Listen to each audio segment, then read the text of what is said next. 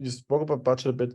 Like, what is your point there in terms of, let's say, adjusting prices to meet the budget, if that's interesting, or are you more on the side of like, you have a price and then try to get more value into that to always keep the price? Like, any thoughts on that? Or Yeah, so just to understand the question correctly, so you're asking me if budget is an objection, yeah, right?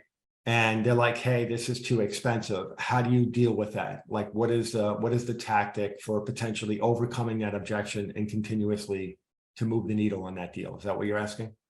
yeah, that, and also, like, I mean, at least for us, with like, since we're like, it's software, right? It's the price really is, the more the better, but oftentimes you can do it cheaper. So then the question is like, to which extent would I just be open to lower my price to just get my foot in the door, and then maybe think about other things to like expand the account later on? Yeah, so there's a lot here that we're going to discuss on next week's call, but let's touch upon what you asked, right? So number one, this is the importance of pricing tiers, okay? The importance of pricing out your product in different tiers gives the prospect the ability to choose which is going to be the most applicable and suitable for them. For example, I might go into Starbucks and I'm willing to spend $4 on a latte, but the person behind me is willing to spend $5.50, right? If I have a fixed price for all the coffee, right, at let's say $5, I'm losing out on 50 cents, right? Because that person behind me is willing to spend 50. So when you have three different options, right, like tall, grande, and venti, you're basically able to capture all the different price points on people, what they're willing to spend on that cup of coffee, which will ultimately aggregate that number and give you kind of a higher average than if it was on a fixed price, right? So the idea behind that is giving them options on what is going to be the most economical for them based on value and based on price. So that's how you want to think about it, right? Again, we're going to get more into it next week. The other thing is, you want to think about it like this. If someone comes to you and pricing in this objection, what you want to do is you want to isolate that objection. You want to say, okay, I understand what you're saying. So pricing is essentially too rich for you. They're going to say yes.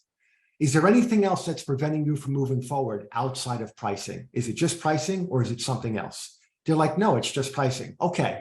If I can figure out a way to make this more economically feasible for you, would you commit to moving forward with us? Yes. So now you know exactly what you need to do in order to solve that problem, right? It's a budget issue.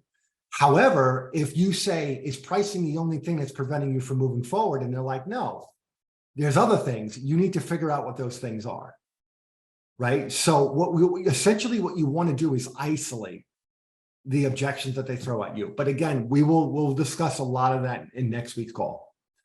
But the idea of the BANT framework, right, is identifying the budget, okay, their budget on which they can allocate towards your solution.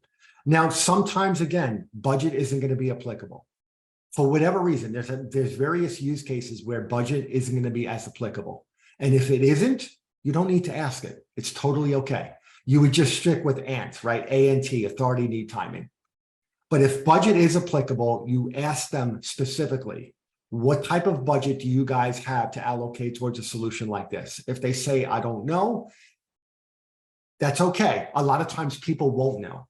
The other thing that you can do to understand budget would be to understand the sources, the resources that they're throwing at the problem currently, and how that matches up to what you're currently doing, right? Like price point wise.